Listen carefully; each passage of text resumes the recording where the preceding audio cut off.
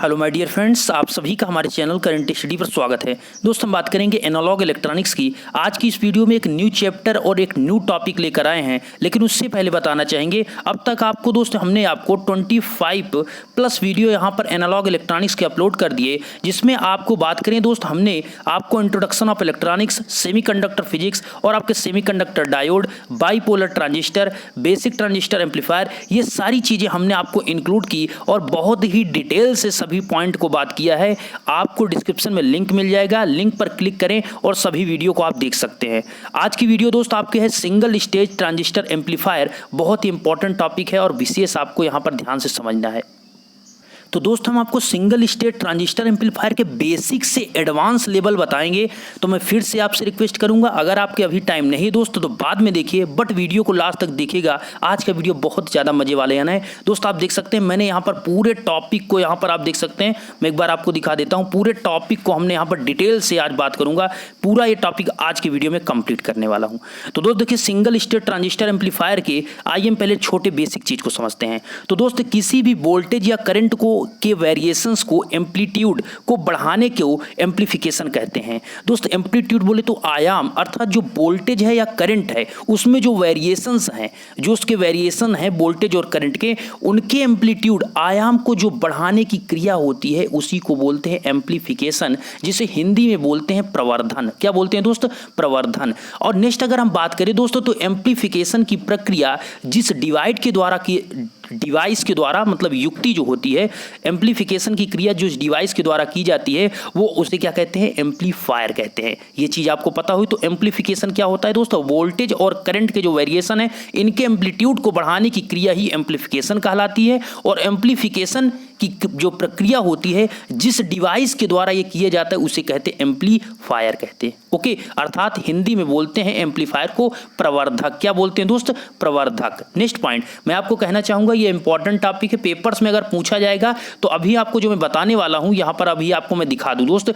Common ammeter amplifier, बहुत ही basic से advance बताने वाला हूं कि NPN transistor common ammeter amplifier कैसे पूरा वर्क करता है। ये पोटेंशियल डिवाइडर पर डिटेल से बात करेंगे और पेपर्स में आपको मैक्सिमम ईयर से ये क्वेश्चन पूछने को देखने को मिलता है। रीजन दोस्त ये टॉपिक इस चैप्टर में यही एक मेन पॉइंट है। ओके, तो यहां पर दोस्त आपको ये हुआ कि एम्पलीफायर क्या हुआ।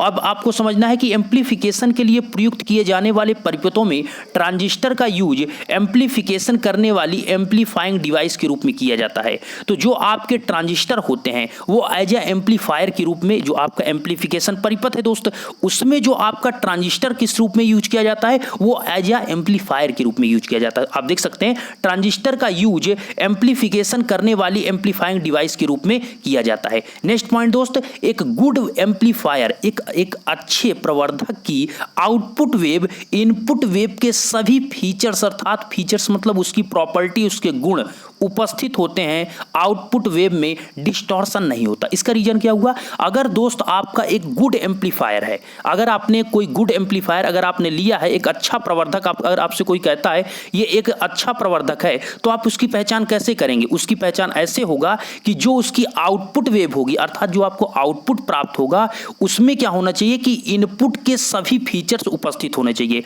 आउटपुट के सभी इनपुट फीचर्स उसमें उपस्थित होने चाहिए और यहां पर आपके आउटपुट में किसी प्रकार का डिस्टॉर्शन नहीं होना चाहिए। ओके, तो आपका वो क्या होगा? Good amplifier. डिस्टॉर्शन का मतलब दोस्त ये होता है कि जैसे इस प्रकार का आपका एसी है, ठीक है, तो अगर आपका ये एसी वेव इस प्रकार से आ रहा है, अगर आपको आउटपुट में इसी प्रकार का एसी वेव प्राप्त होना चाहिए। ऐसा नहीं है कि आपका जो वेव है ये कहीं से कट जाए, इसमें डिस्टॉर्शन, विरूपण उत्पन्न हो, तो ऐसा नहीं होना चाहिए। कहीं से ऐसा ना हो कि जैसे हमने आपको क्या समझाया दोस्त कि आपका इस प्रकार सा एसी वेव है, ओके ये है, लेकिन आपका इसी प्रकार होना चाहिए। ऐसा नहीं कि पहले ऐसे गया इसमें डिस्टॉर्शन हो गया, अर्थात ये जो आपकी वेव थी ये सेम इनपुट की तरह नहीं रह गई। तो अगर आपका आउटपुट इनपुट वेव सेम है, सभी फीचर्स उपस्थित हैं, तो वो आपका क्या है? एक गुड एम्पलीफायर है। ओके, तो आपको पता चला दोस्त एम्पलीफायर क्या होता है, गुड एम्पलीफायर क्या होता है, एम्पलीफायर जो डिवाइस यूज होती है ये चीजें क्या होती है, हमने आपको डिटेल्स किया। अब बात करते हैं मेन पॉइंट की ओर। हमने बेसिक चीज आपको बता दी, अब मेन पॉइंट से दोस्त कॉमन एमीटर एम्पलीफायर। तो देखिए हमने यहाँ पर दोस्तों जो ट्रांजिस्टर लिया है वो एनपीएन ट्रांजिस्टर लिया है, आप पीएनपी ट्रांजिस्टर भी देख सकते हैं। हमने एग्जाम्पल के तौर पर आपको एनपीएन ट्रांजिस्टर को लेकर एज एम्पलीफायर यूज करेंगे और इसी के बारे में डिटेल से आपसे बात करेंगे। तो एनपीएन ट्रांजिस्टर का यूज करके एक कॉमन एमीटर एम्पलीफायर को दर्शाया गया है, अर्थात अभी हम आपको नीचे दिखा देते हैं जो कॉमन एमीटर एम्पलीफायर है। तो यहाँ पर देखिए अगर आपको दोस्तों नहीं पता है कि common ammeter configuration, common collector configuration, common collector और कॉमन बेस कॉन्फ़िगरेशन ये चीज़ें क्या होती हैं, ये सब पहले वीडियो में मैंने इससे पहले ही वीडियो में कंप्लीट करा दिया है। डिस्क्रिप्शन में प्लेलिस्ट का लिंक दिया है, लिंक पर क्लिक करें, सभी वीडियो को chapter wise topic wise complete किया है, आप देख सकते हैं। ठीक है, अगर आपने नहीं देखा तो देख सकते हो, देखिए तो बहुत अच्छी बात है, आपको ये सभी टॉपिक्स बहुत अच्छे से समझ में आने वाले हैं। तो देखिए दोस्तों यहाँ पर क्या हुआ कि ट्रांजिस्टर के लिए प्रचालन के लिए, ट्रांजिस्टर के प्रचालन अर्थात उसके ऑपरेशन के लिए ऑपरेट कैसे करेगा, तो ट्रांजिस्टर के प्रचालन के लिए पोटेंशियल डिवाइडर मेथड द्वारा बायसिंग की गई है। हम यहाँ पर जो बात करेंगे वो पोटेंशियल डिवाइडर मेथड की बात करेंगे, क्योंकि हमने पिछले वीडियो में पोटेंशियल डिवाइडर रूल आपको कैसे मेथड कार्य करता है जो कि थेवेनिन थ्योरम के आधार पर हमने उसको समझाया था आपको, वो चीज़ नहीं देखा तो उसको अभी प्लेलिस्ट में हमने लिंक दिया है, देख सकते हैं। तो अगर आपने देखा है पोटेंशियल डिवाइडर रूल आपको पता है तो आपको डिटेल्स में समझना है। तो ट्रांजिस्टर के प्रचालन के लिए पोटेंशियल डिवाइडर मेथड द्वारा बायसिंग की जाती है, क्योंकि इस विधि द्वारा ट्रांजिस्टर को टेम्परेचर नियंत्रित प्रचालन बिंदु स्थिर रहता है। इसका रीजन क्या है दोस्तों कि पोटेंशियल डिवाइडर मेथड का यूज इसलिए करते हैं कि इस विधि द्वारा होता क्या है कि जो आपके ट्रांजिस्टर होता है उसमें जो टेम्परेचर होता है उसको नियंत्रित और प्रचालित करने के लिए जो पॉइंट होता है वो आपका स्थिर होता है। रीजन हमने आपको बताया था दोस्तों कि इस प्रकार से जो आपका ये डीसी लोड लाइन होता है यहाँ पर क्यू पॉइंट होता है, इसमें जो क्यू पॉइंट होता है टेम्परेचर के वेरिएशन से इसको नियंत्रित इसको ऑपरेट करने में ये बिंदु स्थिर रहता है, ना कि कट ऑफ रीजन में जाता है ना तो सैचुरेशन रीजन में। ये एज अ पोटेंशियल डिवाइडर जो मेथड होता है उसमें बहुत ही बेहतरीन कार्य करता है, इसीलिए हम यहाँ पर जो कार्य करेंगे वो पोटेंशियल डिवाइडर मेथड का कार्य करेंगे। तो पोटेंशियल डिवाइडर विधि के द्वारा हम यहाँ पर आपको ऑपरेट करेंगे और इसीलिए इसमें इसका यूज किया जाता है, क्योंकि टेम्परेचर को नियंत्रित और प्रचालन बिंदु को स्थिर रहता है इस मेथड में। अब ये मेथड आप देख सकते हैं, इस सर्किट को हमने पोटेंशियल डिवाइडर के सर्किट को आपकी स्क्रीन पर दिखाया है। अब यहाँ पर आपको ये चीजें समझना बेहद जरूरी है कि यहाँ पर R1, R2, RC, RE ये सब चीजें क्या हैं, क्या यूज होती हैं। यहाँ पर कपलिंग कैपेसिटर क्या है, आपका बाईपास कैपेसिटर क्या है, आउटपुट वोल्टेज क्या है, इनपुट वोल्टेज क्या है, ये चीज ऐसा आप देख सकते हैं। एक R1 रेजिस्टेंस है, एक R2, एक C1 आपका कैपेसिटर है, एक C2 कैपेसिटर है, एक RC रेजिस्टेंस है, एक CE, R0, RE। अब देखिए समझिएगा यहाँ पर होता क्या है दोस्तों, जो आपका V1 वोल्टेज है, V1 नहीं है, ये आपको VI लिखना है अर्थात इनपुट वोल्टेज है। और यहाँ पर जो आप वोल्टेज दे रहे हैं वो क्या दे रहे हैं, AC वोल्टेज दे रहे हैं, इस चीज़ को आपको ध्यान रखना है। और जो आप आउटपुट प्राप्त कर रहे हैं V नॉट है आउटपुट, VO मतलब V नॉट आप उसको कह सकते हैं, VO कह सकते हैं आउटपुट वोल्टेज। और यहाँ पर क्या हो रहा है दोस्तों, ये इनपुट कैपेसिटर एक C1 लगा हुआ है, एक C2, इसी C1 और C2 को बोलते हैं कपलिंग कैपेसिटर। और कपलिंग कैपेसिटर का यूज क्यों किया जाता है ये भी बहुत विशेष है, आपको समझना, आगे मैं आपको बताने वाला हूँ। तो देखिए दोस्तों आगे क्या है, यहाँ आपका RE लगा है और ये एक इसको जो CE है इसे कहते हैं बाईपास कैपेसिटर। ये क्यों इसको बाईपास कैपेसिटर कहते हैं ये चीज़ भी आगे इंक्लूड करूँगा, अभी आप नाम को सुनते रहिए कि इसको क्या कहते हैं। इस C1 और C2 को बोलते हैं कपलिंग कैपेसिटर, ओके। CE को बोलते हैं, क्या आप बोलते हैं, बाईपास कैपेसिटर। और यहाँ पर RE क्या है दोस्त, ये आपका एमीटर है, इसलिए एमीटर में आपका RE रजिस्टेंस है, इसे बोलते हैं एमीटर रजिस्टेंस। यहाँ पर RC में लगा, इसे बोलते हैं कलेक्टर रजिस्टेंस। R1 R2 यहाँ पर लगाया गया, ये सारी चीजें इंक्लूड की जाएंगी। और R0 आपका आउटपुट रजिस्टेंस है ही, ओके। अब देखिए, और इसको क्या किया गया है, अर्थ किया गया है। इस सर्किट को ध्यान में रखते हुए आपको बनाना है। और यहाँ पर आपको सोर्स वोल्टेज VCC के माध्यम से सप्लाई दी जा रही है, अर्थात आप बेस पर भी दे रहे हैं और यहाँ पर आप देख सकते हैं आप बेस पर दे रहे हैं और कलेक्टर पर भी दे रहे हैं आप VCC के द्वारा सप्लाई। ये चीजें आपको दोस्त ज्यादा समझ में आएगी अगर आपने पोटेंशियल डिवाइडर रूल को समझा होगा तो सर्किट आपको याद होगी, ठीक है।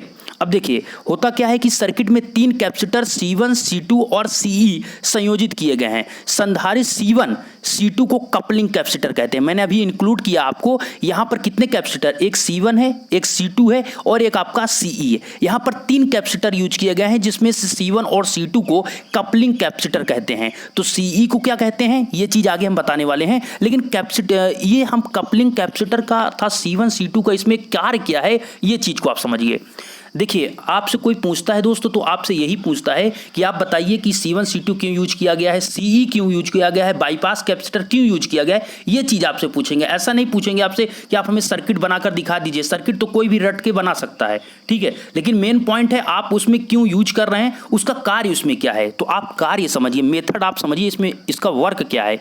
तो जो कपलिंग कैपेसिटर C1 C2 है उसका यूज इसलिए किया जाता है कि यह AC सिग्नल को पास करता है। पहला कार्य इसका क्या है, यह AC सिग्नल को पास करता है, अर्थात AC सिग्नल अगर इस कैपेसिटर के माध्यम से जाएगा तो इसको गुजर जाने देगा, अर्थात इनपुट में अगर आता है तो आउटपुट में ये जाने देगा, उसको पास कर देगा। लेकिन अगर वहां पर DC वोल्टेज आएगा तो उसको ब्लॉक कर देगा। DC वोल्टेज को एक ओर से दूसरी ओर जाने से रोकता है, अर्थात DC को ब्लॉक करता है। अर्थात दोस्त अगर इस कैपेसिटर C1 हो या फिर C2 हो, यहां से अगर आपकी AC आती है तो उसको पास करेगा, लेकिन अगर उसमें DC वोल्टेज है तो उसको वहीं पर ब्लॉक कर देगा, DC को वो नहीं जाने देता, DC को ब्लॉक करता है। तो इसके C1 C2 अर्थात जो आपका कपलिंग कैपेसिटर उसका दो वर्क है। पहला है AC सिग्नल को पास करता है, दूसरा पॉइंट आपको सदैव याद रखना है DC वोल्टेज को ब्लॉक करता है। AC को पास करता है, DC को ब्लॉक करता है, C1 C2 coupling capacitor. Okay, next point. अब देखिए, अब ये आपका ये चीज हमने आपको समझा दिया, अब आपका ये जुड़ा कहाँ है ये चीज को समझिए। तो कैपेसिटर जो C2 है उसका एक टर्मिनल कलेक्टर से और दूसरा प्रतिरोध R0 से संयोजित होता है। चूंकि C2 का ब्लॉकिंग कैपेसिटर की तरह कार्य करता है, अतः कलेक्टर का DC वोल्टेज का कोई प्रभाव R0 पर नहीं होता है। तो यहां पर आप समझना है C2 हमने क्या बताया दोस्त, C2 आपका कहां पर लगा है, ये जो आउटपुट पर लगा है। तो एक टर्मिनल इसका किससे कनेक्ट है, कलेक्टर से, और एक आपका R0 रेजिस्टेंस से, आउटपुट रेजिस्टेंस R0 से कनेक्ट है। होता क्या है, हमने आपको क्या बताया कि जो आपका C1 और C2 है ये आपको AC को पास करता है और DC को ब्लॉक करता है।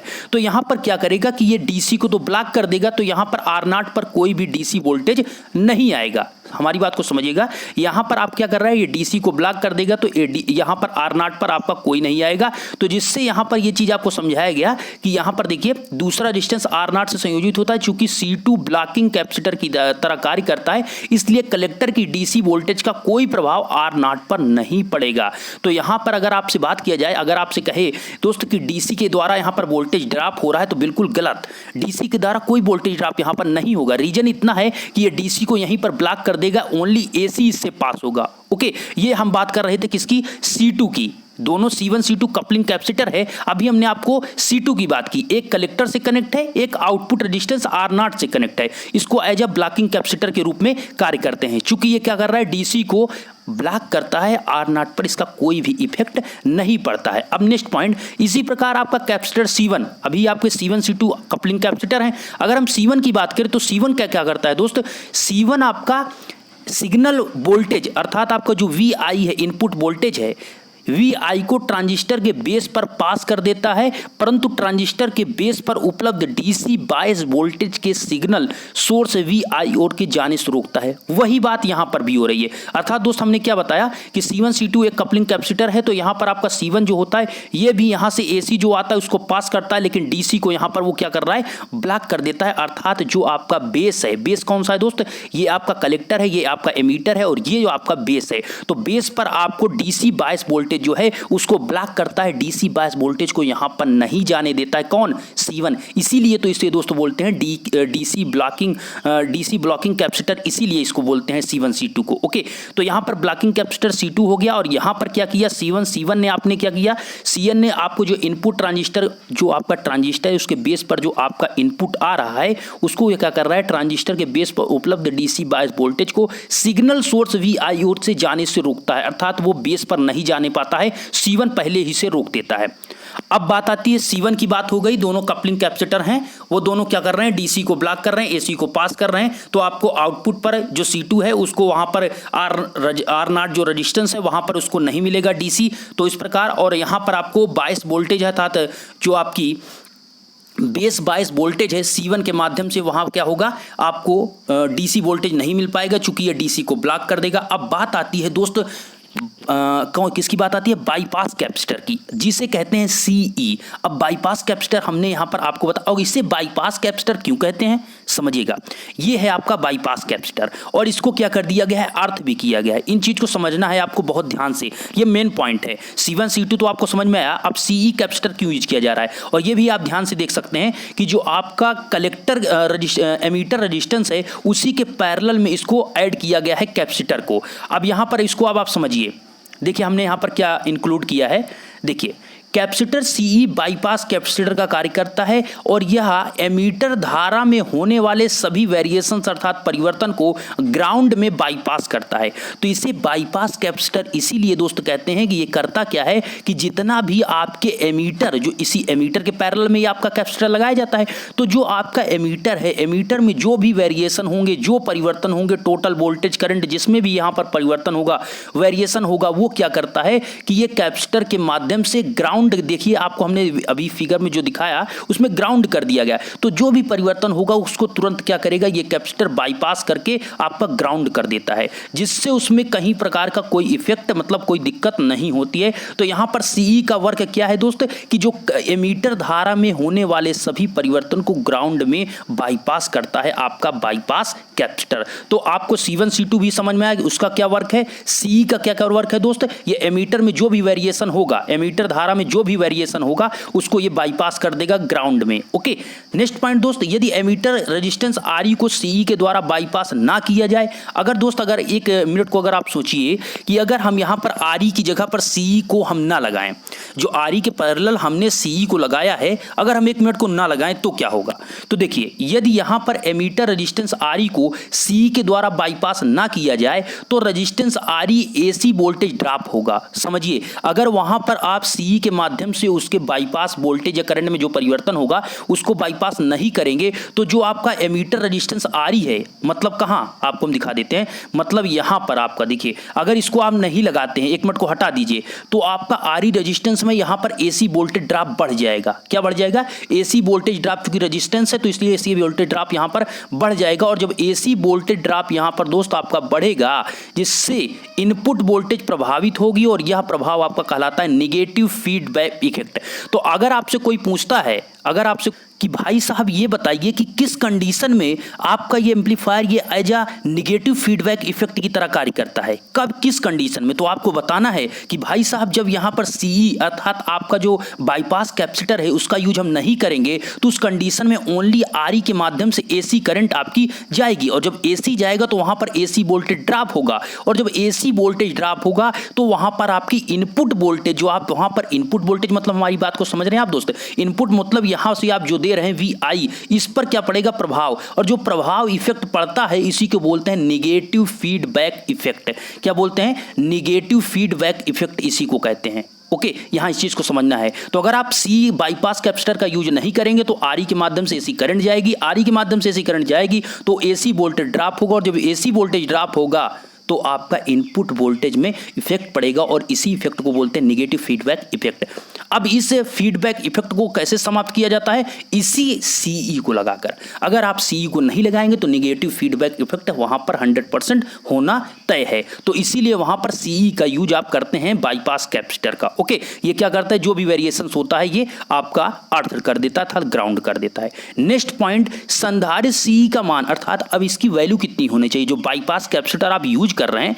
देखिए आपको जो वर्क दोस्त कर रहा है ये आपका कैपलिंग कैपेसिटर और आपका ये जो आपका C बाईपास कैपेसिटर, यही सब इसमें वर्क कर रहे हैं। अगर आप ध्यान से समझेंगे तो सारी जो इनके कार्य है यही के माध्यम से हो रहा है। तो देखिए यहाँ पर क्या होता है, CE का मान ऐसा होना चाहिए जिससे कि यह इनपुट सिग्नल में उपस्थित लोएस्ट फ्रिक्वेंसी करंट को बाईपास कर सके। इसका मतलब क्या हुआ कि आपका जो कैपेसिटर है, बाईपास कैपेसिटर है, उसका मान, उसकी वैल्यू, अर्थात ऐसा आप कैपेसिटर लीजिए 1 फैराड 2 फैराड या 1 पिको फैराड 2 पिको फैराड, अब कितने का यूज होता है वो तो आपके डिवाइस पर डिपेंड करेगा। बस वहां पर जैसा समझिए कि हम मानते हैं 1 पिको फैराड है या 1 फैराड का है, तो वहां पर क्या है कि उसका एक फिक्स वैल्यू ऐसा लीजिए, हम ऐसा वैल्यू मानते हैं कि जिससे आपका इनपुट सिग्नल में उपस्थित लोएस्ट फ्रीक्वेंसी करंट को बाईपास कर सके। अच्छा, यहां पर दोस्त आपको एक कंफ्यूजन होगा, हम लोएस्ट फ्रीक्वेंसी करंट क्यों कर रहे हैं, तो आपको यह समझना होगा क्योंकि CE का कार्य लोएस्ट फ्रीक्वेंसी बाईपास को कर सकता है, यदि हाई फ्रीक्वेंसी करंट सिग्नल को तो वह स्वतः ही बाईपास करेगा। रीजन देखिए, लोएस्ट फ्रिक्वेंसी बाईपास हम इसलिए कह रहे हैं दोस्त कि जब आपका लोएस्ट फ्रिक्वेंसी को बाईपास कर देगा तो 100% हाई फ्रिक्वेंसी को बाईपास कर देगा। उसका रीजन ये है कि आपको पता होना चाहिए एक फार्मूला होता है XC बराबर 1/ωc। आपने पढ़ा होगा दोस्त, XC बराबर 1/ωc और ओमेगा बराबर होता है 2πf, अर्थात आप इसे लिख सकते हैं XC बराबर 1/2πfcf लिख सकते हैं दोस्त। इसी को तो लिखते हैं XC बराबर 1/2πf और आपका ये हो गया C। ठीक है, अगर यहां पर हम बात करेंगे, अगर फ्रिक्वेंसी आपकी जो इनपुट फ्रिक्वेंसी है, इनपुट जो आपकी करंट आ रही है उसकी फ्रिक्वेंसी हाई होगी तो XC का मान क्या होगा, ज्यादा होगा। फ्रिक्वेंसी आपकी मतलब ज्यादा होगी तो आपके XC का मान कम होगा, चूंकि इनवर्सली प्रोपोर्शनल है। और अगर आपकी लो फ्रिक्वेंसी है तो ये ज्यादा होगा और हाई फ्रिक्वेंसी है तो XC का मान कम होगा। तो आप सोचिए दोस्त कि अगर आपका XC का मान यहां पर हाई फ्रिक्वेंसी है तो XC का मान क्या होगा, ज्यादा कम होगा, और कम होगा तो रेजिस्टेंस कम, तो आपकी करंट आपकी पास हो जाएगी। तो वही चीज आपसे कह रहे हैं, अगर आपकी लो फ्रिक्वेंसी पास हो जाएगी तो आपकी 100% हाई फ्रिक्वेंसी पास हो जाएगी। क्यों? क्योंकि आपको पता है कि जब आपकी दोस्त 1/2πfc है, अगर आपका यहां पर ये चीज क्या है, ये चीज आपका क्या है, ये हाई हो जाएगा तो ऑटोमेटिक XC का मान कम हो जाएगा। तो कम फ्रिक्वेंसी वाली अगर आप करंट आपकी पास हो जाती है तो हाई फ्रिक्वेंसी वाली पास हो जाएगी। अब इस चीज को अगर आपको कंफ्यूजन हो रहा है तो आप इससे समझ सकते हैं, इस फार्मूले से, और ज्यादा आप डिटेल्स में ये समझ सकते हैं कि XC बराबर 1/2πfc होता है। F मतलब यहां पर जैसा कि हमने यहां पर लिखा है, इसको एक बार हम आपको पढ़ के बता देते हैं। हाई फ्रिक्वेंसी करंट सिग्नल को तो यह स्वतः ही पास करेगा, क्योंकि हाई फ्रिक्वेंसी पर CE की जो इंपेडेंस बोले तो प्रतिबाधा जो आपका 2πfc है, निम्न फ्रिक्वेंसी पर प्रतिबाधा से कम होगी।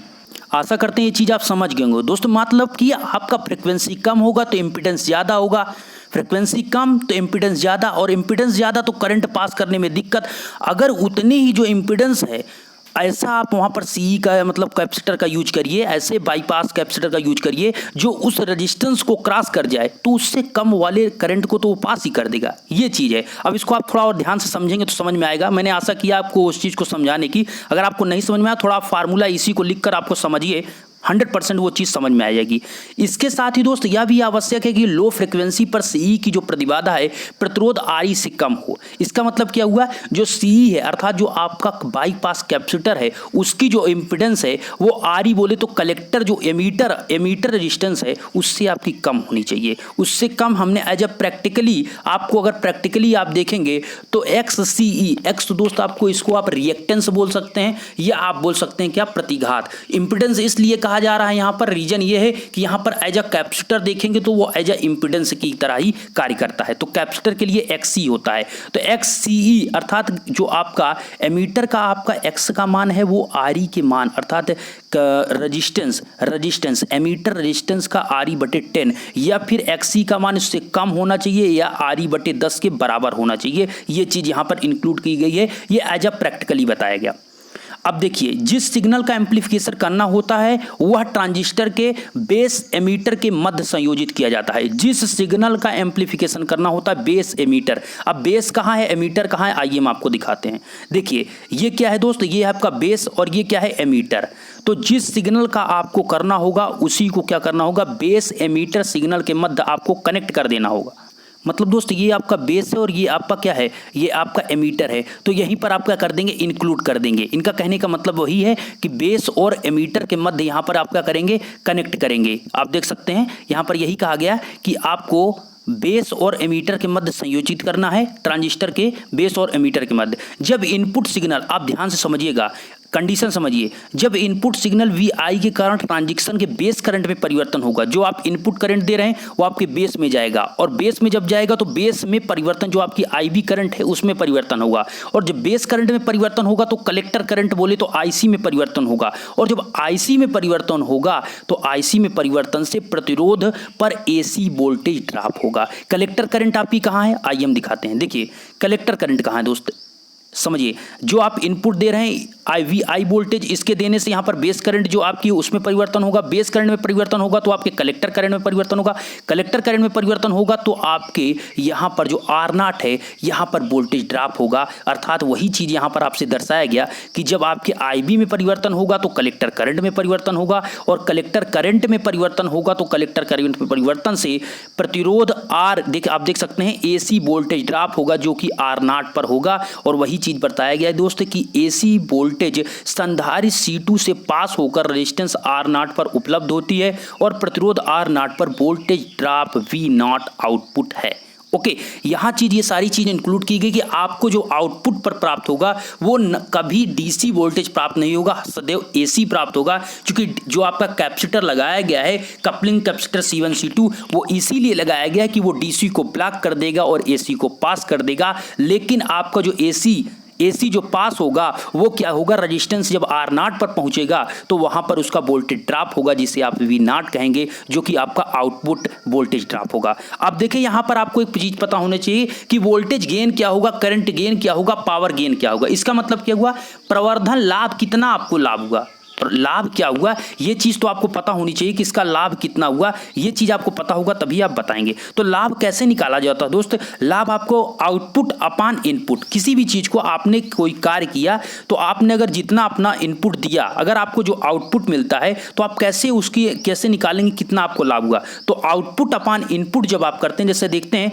वोल्टेज गेन अर्थात एम्पलीफायर जो आपका है AC एम्पलीफायर हो गया और V से आपका वोल्टेज हो गया। तो एम्पलीफिकेशन वोल्टेज हुआ इसलिए इसे AV से डिनोट कर रहे हैं। तो voltage gain output AC voltage बटे इनपुट AC वोल्टेज, अर्थात इसे लिख सकते हैं दोस्त AV equal to V0 upon VI, ये आपका हुआ वोल्टेज गेन। नेक्स्ट पॉइंट दोस्त आपका करंट गेन, हो सकता है आपको बुक्स में ये देखने को ना मिले, लेकिन जिस प्रकार आपका वोल्टेज गेन होता है उसी प्रकार आपका करंट गेन होता है। चूंकि आपको जब पावर निकालेंगे तो पावर होता है P बराबर क्या होता है दोस्त, P इक्वल टू होता है V इंटू आई, क्या होता है P equal to V into I होता है, अर्थात वोल्टेज और करंट का क्या होता है आपका मल्टीप्लाई होता है। तो करंट गेन की बात करेंगे इसलिए हमने AI से डिनोट करा, एम्प्लीफिकेशन I से करंट।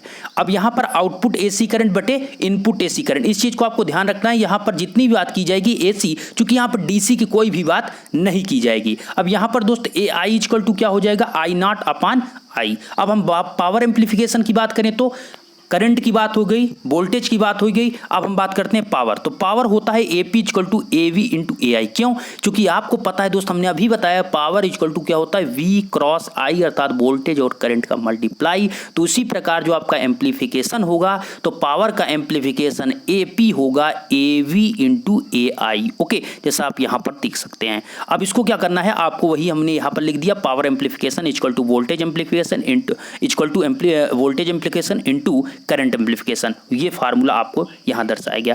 आज की वीडियो में दोस्तों हमने यहां तक आपको समझाया। देखिए आशा करते हैं ये वीडियो तो आपको अच्छा लगा होगा, अगर वीडियो अच्छा लगा तो लाइक कर देगा, लेकिन उससे पहले कहना चाहेंगे अगर वीडियो आपने यहां तक देखा तो कमेंट में आप जय हिंद आप जरूर लिखेगा। मैं देखना चाहूंगा कितने स्टूडेंट वीडियो को लास्ट तक यहां तक देखे हैं। मैंने पूरी ईमानदारी के साथ और पूरी मेहनत के साथ एक एक पॉइंट को आपको समझाने की कोशिश की है। तो मैं आशा करूंगा कि वीडियो को तो लाइक करेंगे आप, साथ में वीडियो को अपने दोस्तों को व्हाट्सअप ग्रुप के जरिए या व्हाट्सअप के किसी भी बेस के जरिए आप इसको शेयर करिए, जिससे मैक्सिमम स्टूडेंट इस वीडियो को देख सकें और यहाँ पर हमारी भी हेल्प के, जिससे वीडियो ज़्यादा लोग देखें और आपकी हेल्प के हम आपको और भी वीडियो प्रोवाइड करा सकें। धन्यवाद।